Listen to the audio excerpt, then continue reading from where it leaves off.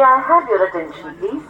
Train number 19490 Gorakhpur Ahmedabad Express from Gorakhpur to Ahmedabad via Prayagraj, Chevaki, Satna, Ratlam is arriving on platform number 3. Thank you.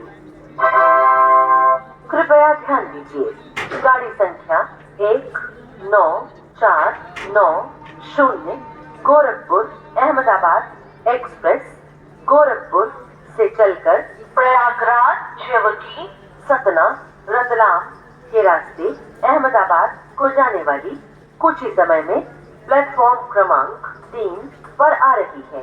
धन्यवाद।